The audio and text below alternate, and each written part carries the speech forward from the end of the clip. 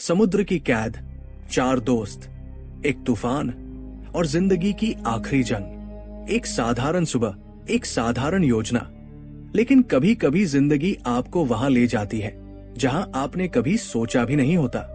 4 दोस्त, निक, विल, कोरी और मार्के, इस सप्ताहांत बस एक शांत मछली पकड़ने की यात्रा पर निकले थे। सभी पेशेवर रग्बी खिलाड़ी, ताकतवर और साहसी। योजना सरल थी, सुबह समुद्र में जाओ, मछलियां पकड़ो, मौज करो और शाम तक घर वापस आ जाओ। लेकिन वो नहीं जानते थे कि ये यात्रा उनकी जिंदगी की सबसे बड़ी परीक्षा बनने वाली है। भोर की पहली रोशनी में मरीना पर चारों दोस्त जमा हुए। विल के लिए ये पहली बार था जब वो खुले समुद्र में जा रहा था। उसकी आंखों में उत्साह था, पर दिल में हल्की सी घबराहट भी। उसने मार्के से पूछा कि क्या समुद्र उबड़ खाबड़ होगा। मार्के, जो इस यात्रा का अनौपचारिक कप्तान था, मुस्कुराया और बोला, थोड़ी लहरें होंगी बस। ये सुनकर विल का मन थोड़ा शांत हुआ। रवाना होने से पहले कोरी ने एक वाटरप्रूफ थैला निकाला और सबसे कहा कि अपने फोन उसमें रख ले। समुद्र का खारा पानी इलेक्ट्रॉनिक्स को पल भर में बर्बाद कर सकता है। सुबह के 6:30 बजे नाव धीरे धीरे गहरे नीले समुद्र की तरफ बढ़ने लगी। पानी की सतह पर सुनहरी धूप बिखरी थी, स्पीकर से हिप हॉप की धुनें गूंज रही थी और चारों दोस्त उस खूबसूरत सुबह का लुत्फ उठा रहे थे। लेकिन उसी वक्त जमीन पर एक टेलीविजन स्क्रीन पर मौसम विभाग की चेतावनी चमक रही थी। ऊपरी वायुमंडल में एक शक्तिशाली तूफान आकार ले रहा था। निक की मां ने ये खबर देखी और फौरन उसे फोन किया, लेकिन फोन उस वाटरप्रूफ थैले में बंद था। घंटी बजती रही, कोई नहीं उठाया। उसने एक संदेश छोड़ा, बेटा, तूफान आने वाला है, उम्मीद है तुम सावधान हो।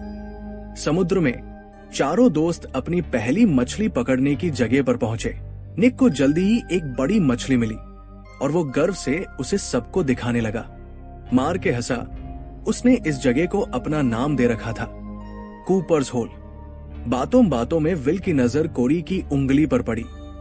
एक चमकता हुआ सुपर बाउल चैंपियनशिप रिंग, 2002 में टैंपा बे बकानियर्स के साथ जीता हुआ वो तमगा कोरी की सबसे बड़ी उपलब्धि का प्रतीक था। कुछ देर बाद मार्के ने सुझाया कि वो और गहरे समुद्र में जाए। नाव आगे बढ़ी, लेकिन लहरें भी बढ़ने लगी। निक का पेट डगमगाने लगा। समुद्री मतली ने उसे जकड़ लिया।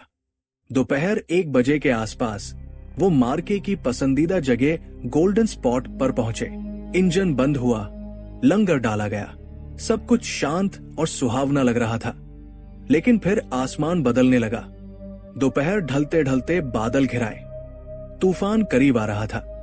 चारों ने तय किया कि अब वापस चलना होगा।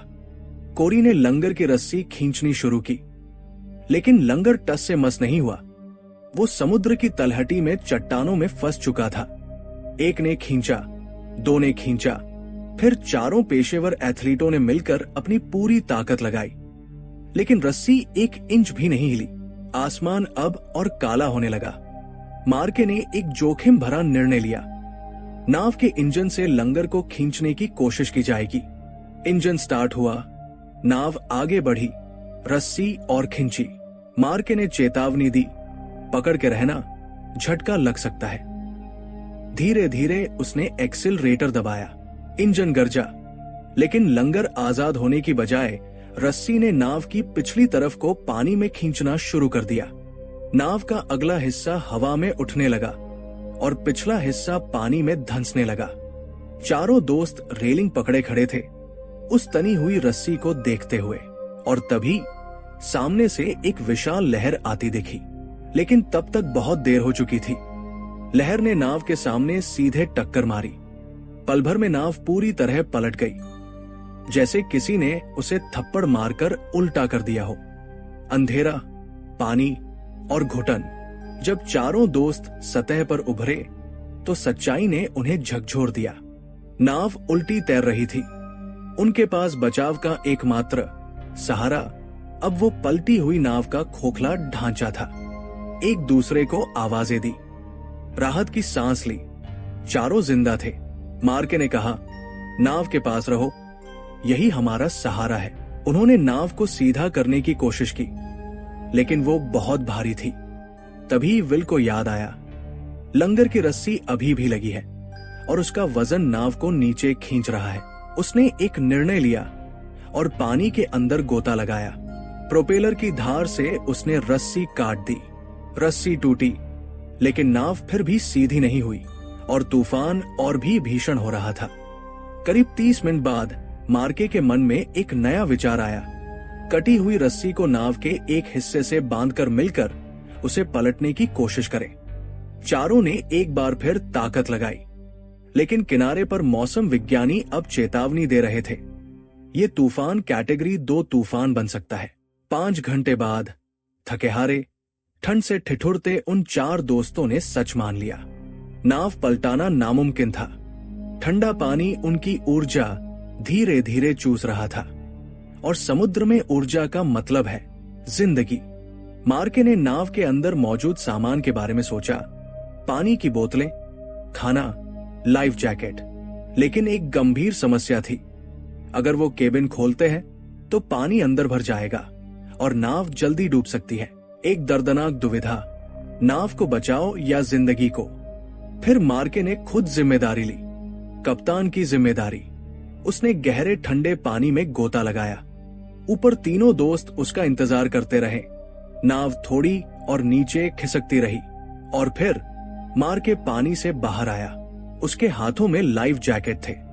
एक बार नहीं, 2 बार, 3 बार, हर बार उसने गोता लगाया और तीसरी बार वो एक बेशकीमती चीज लेकर आया, फ्लेयर गन। पहली बार उम्मीद की एक रोशनी चमकी, तभी दूर से एक जहाज का भूंपू सुनाई दिया।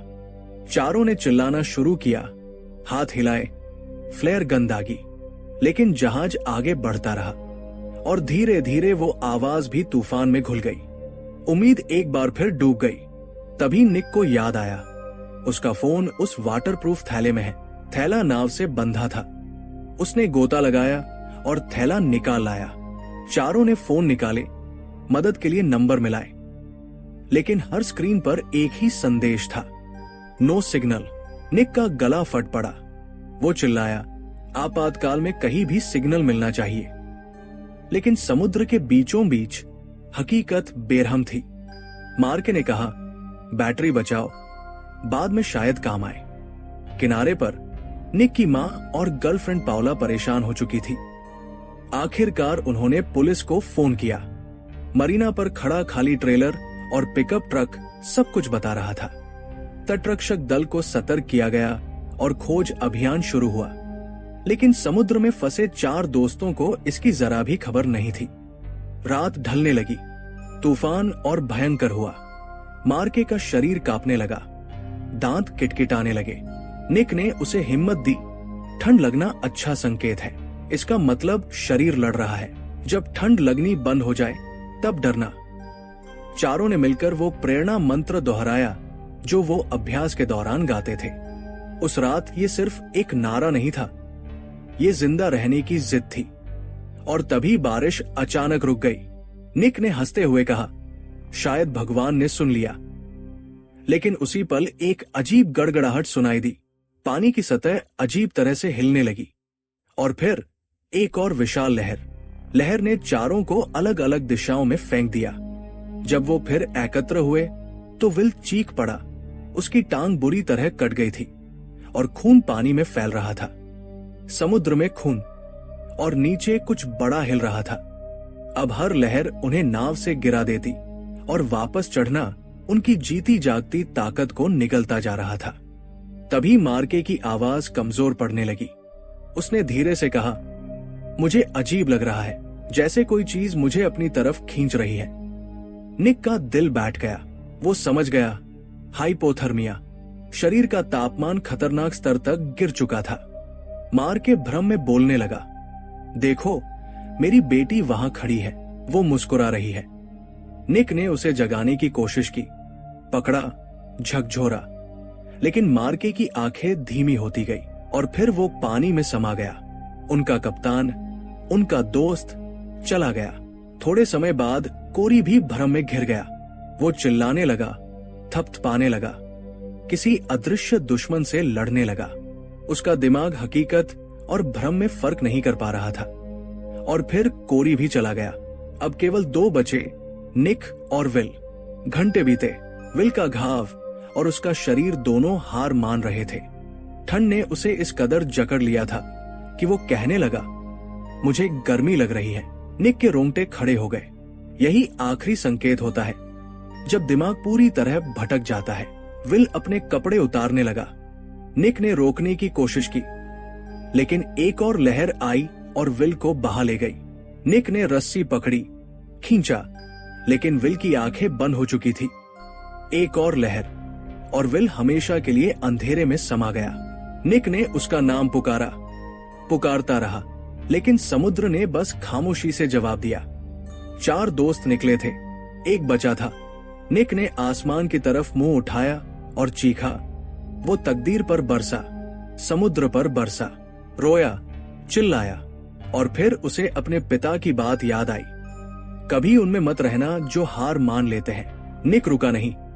उसने सोचा, अगर मैं बचा तो दुनिया को बताऊंगा कि मेरे दोस्त कैसे लड़े, आखिरी सांस तक। और तब दूर से एक रोशनी दिखी, एक बचाव नाव, तटरक्षक दल।